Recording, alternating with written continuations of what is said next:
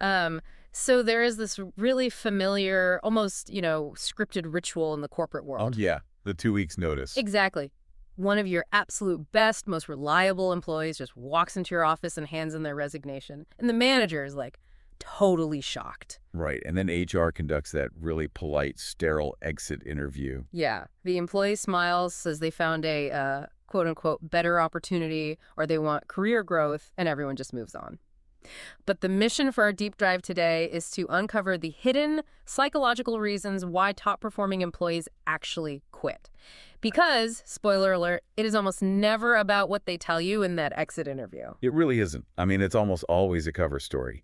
And to understand what's actually happening beneath the surface, we are drawing from a deeply researched paper by Dr. Jonathan H. Westover. It's titled When Speaking Up Breaks Trust. Yeah, and reading through it, it completely reframes how we should be looking at employee retention. It's not about the shiny perks you offer. It's about what happens when people try to use their voice. Because the conventional wisdom has always been that people leave because they want a better title, or, they want a shorter commute, or they just want more money. Sure, the classic reasons. Yeah, but this research suggests the real reason is far more subtle and honestly way more dangerous for a company's survival.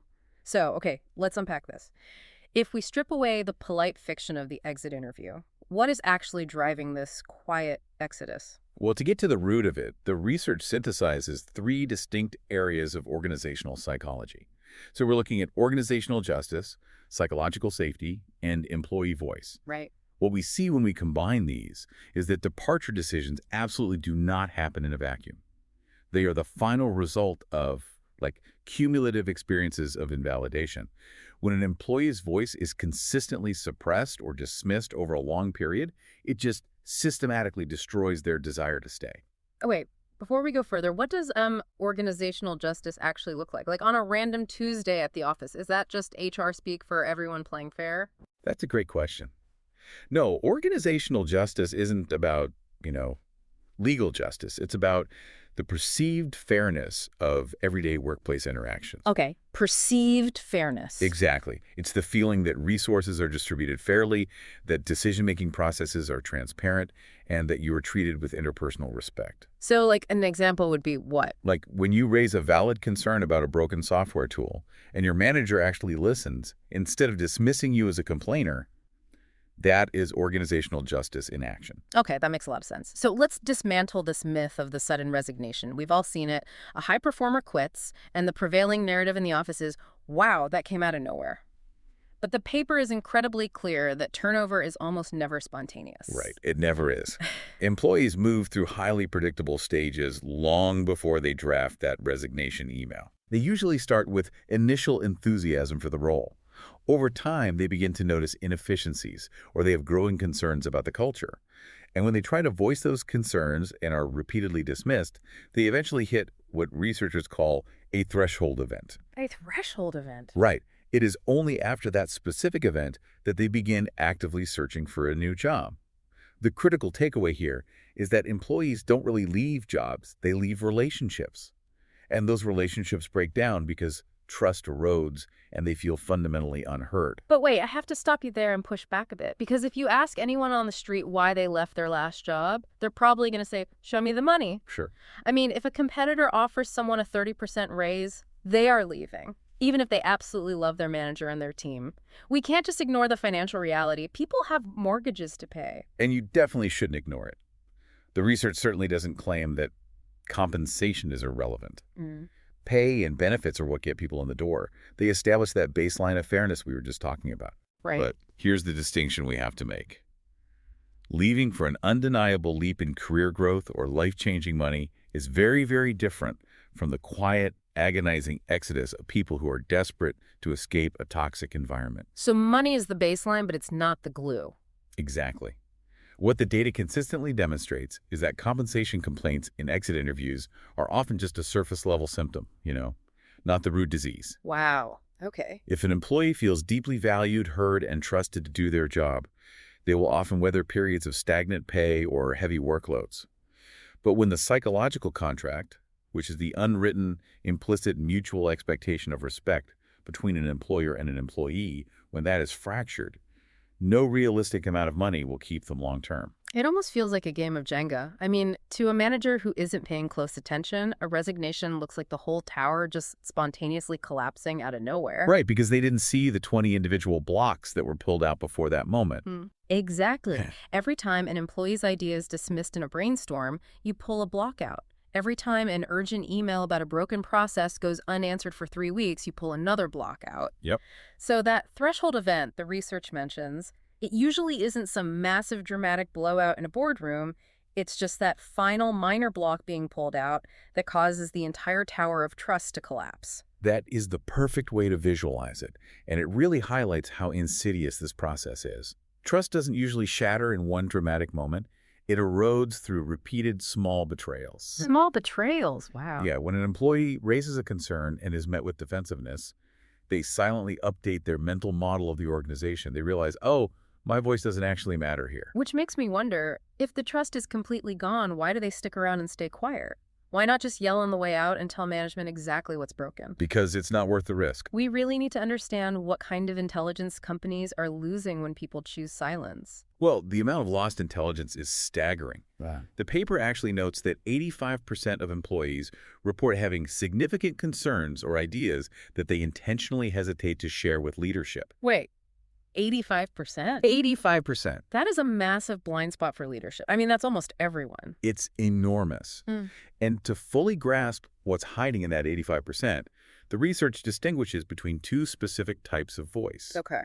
First, there's promotive voice. This is when employees express ideas for innovation, like maybe they suggest a new software tool, a faster workflow, or a creative new product feature. So making things better. Right. And then there's prohibitive voice. Ah. This is when someone raises a red flag about harmful practices or policies. It's pointing out a safety violation or calling out a toxic team dynamic that is hurting morale. Right. So promotive is about innovation and prohibitive is about stopping things from getting worse.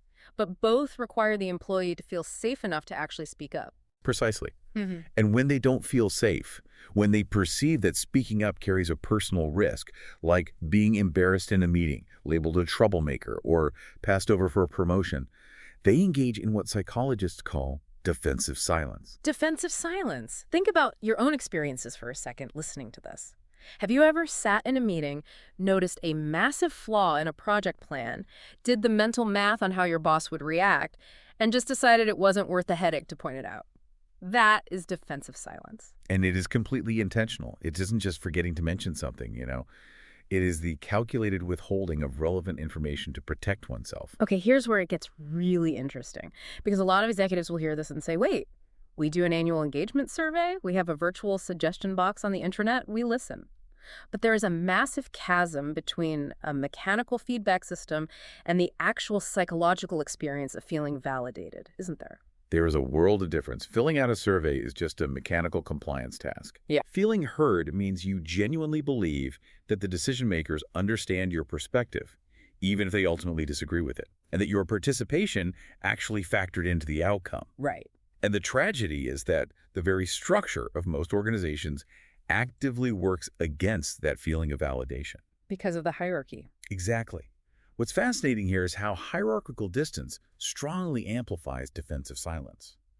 Employees are significantly more likely to hold back concerns when talking upward to a boss than when talking laterally to a peer. That makes total sense. And this dynamic becomes terrifying in industries with steep authority gradients like healthcare or aviation. Oh, wow. Yeah, the paper points out that in healthcare, hierarchical norms can be so rigid that a junior nurse might be terrified to question a senior physician's decision, even if they directly observe a potential harm to a patient. The culture is so punitive that staying silent literally feels safer for their career than speaking up and preventing a medical error. That is terrifying. And the cost of that silence is where this moves from an HR problem to an existential crisis for the business. Let's talk about the macro effects of all this suppressed information. It's huge. On a pure dollar level, replacing a departed employee costs anywhere from 50 to 200% of their annual salary. But the operational costs of silence are so much worse. In that healthcare example, silence correlates directly with preventable adverse events, medication errors, wrong site surgeries. And we see parallel, albeit less physically dangerous, impacts across other industries too. Take retail banking as an example. Okay. The frontline employees, The tellers, the customer service representatives, they possess critical, real-time intelligence about customer frustrations. They know exactly why clients are closing their accounts every Tuesday. Right, because they hear it all day. Exactly. But if their prohibitive voice doesn't reach the regional executives who actually design the policies, customer retention plummets. The decision makers remain completely insulated from the reality of their own business. And then, when those frustrated frontline workers finally reach their breaking point and quit, it triggers a phenomenon the paper calls turnover contagion.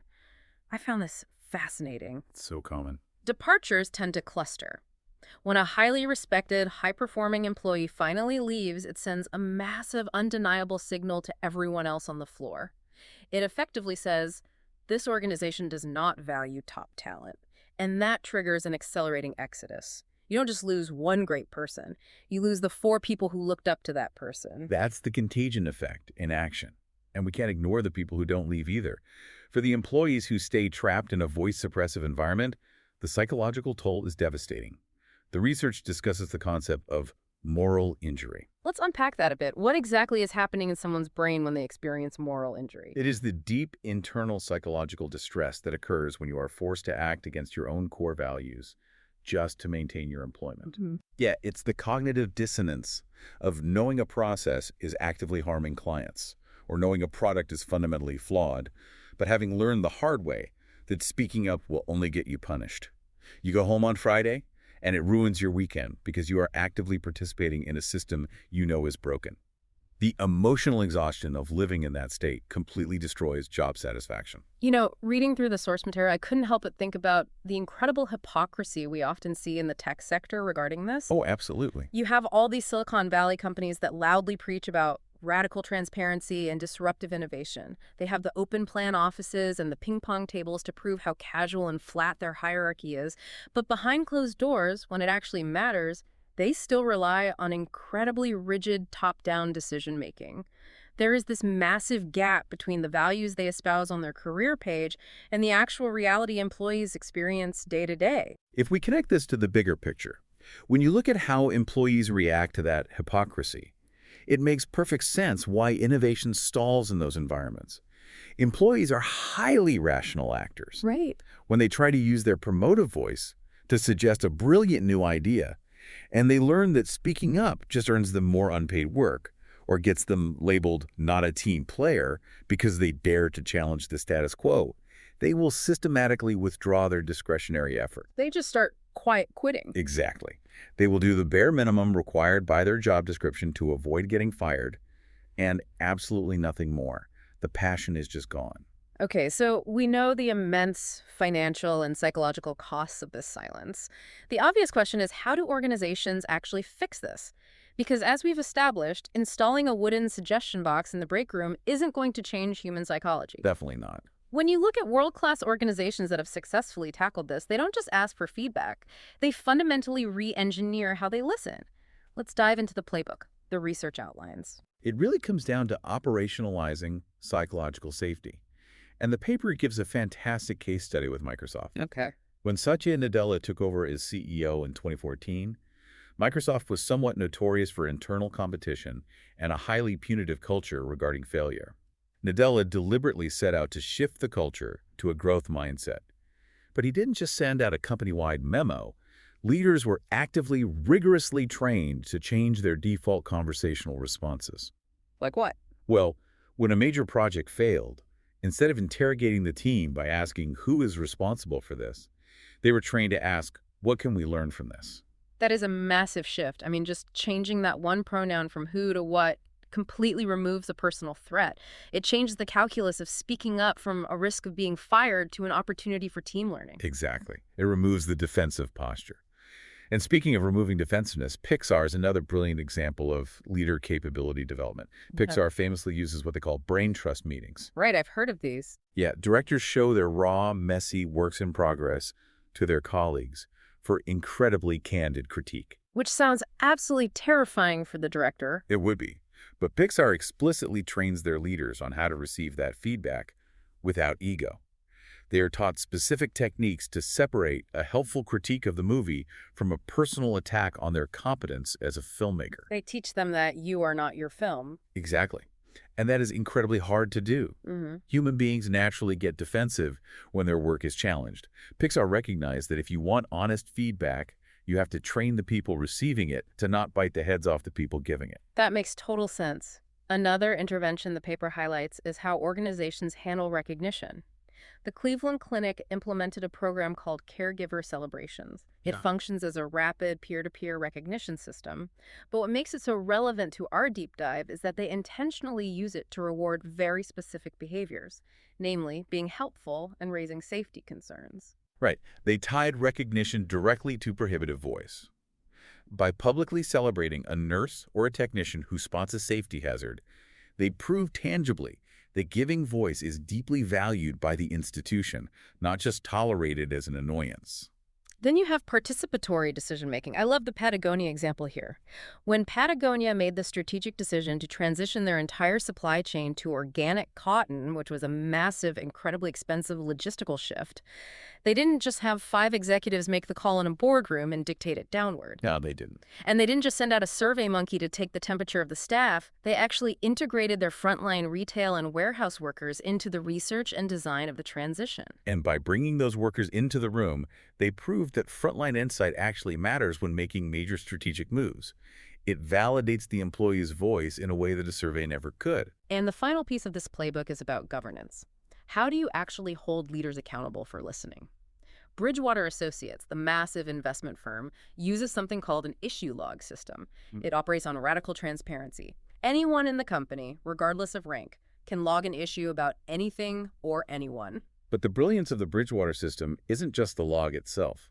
It's that leadership performance reviews are directly tied to that log. Leaders are rigorously evaluated on how well they respond to, investigate, and manage the concerns logged by their teams. That changes the entire psychology of the junior employee. I mean, if I know that my boss is literally being graded on how well they handle my complaint, the personal risk of speaking up vanishes. Exactly. I'm no longer being a rebel by dissenting. I'm actually helping my boss meet their KPIs by giving them an issue to resolve. You can't hide a suppressive, toxic management style when your bonus is tied to how you handle dissent. Precisely.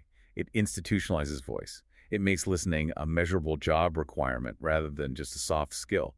Looking at all these solutions, Microsoft's mindset shift, Pixar's feedback training, Bridgewater's governance, it really brings to life a concept from the paper called distributed leadership structures. When I read that, I instantly thought of a mesh Wi-Fi network in your house. Oh, interesting. How do you mean instead of one central router? Yes. In a traditional corporate structure, the entire company relies on one single router, your direct manager, to hear your feedback, process it, and pass it up the chain. If that one router is broken, if your manager is deeply insecure or defensive or just overworked, your connection to the entire company dies. You hit a dead zone and your voice is silenced. But if an organization trains project, leads, lateral peers, and cross-functional teams in these voice reception skills, They create a mesh network. Exactly. If leadership capability is distributed, then even if your direct boss isn't listening, your voice will find a signal somewhere else in the network. You are never completely cut off from the organization. that is a brilliant analogy. It creates necessary redundancy in the human system because an employee rarely interacts with the organization in the abstract, right? They interact with the specific humans in their immediate orbit. Building a distributed mesh network of capable listeners ensures that a single bad manager doesn't result in the departure of an entire team of top performers. So what does this all mean? For you, listening to this right now, if there is one core theme to take away from Dr. Westover's research, it's that sustainable employee retention isn't about preventing your people from speaking. It is entirely about ensuring they feel genuinely heard when they do. It requires renegotiating that implicit psychological contract. It means doing the hard work to close the massive gap between asking for feedback and actually acting on it. And crucially, it means changing what you measure. Organizations have to stop relying solely on generic once-a-year engagement surveys to gauge culture. Instead, you need to start tracking behavioral indicators of psychological safety. Like what specifically? Measure things like time to response on employee suggestions. Measure the percentage of employee-generated ideas that actually get implemented. If participation in your feedback channel suddenly drops, you have a psychological safety crisis on your hands, even if your turnover hasn't spiked yet. The ultimate lesson here is that the operational cost of silence is always always greater than the uncomfortable cost of learning how to listen. I completely agree. And I want to leave you with one final thought to mull over, drawing on a concept from the research called attribution asymmetry. It's this fascinating idea that companies and employees fundamentally misinterpret each other's silences. Yeah, that part is so true. So think about your own life, your team at work, or even your personal relationships. When someone who usually challenges you or gives you passionate feedback, or even argues with you, when they suddenly go completely quiet and stop arguing, do you celebrate because you think you've finally won the argument? Or do you realize that they haven't agreed with you at all? They've just quietly started mentally packing their bags. Thank you for joining us on this deep dive.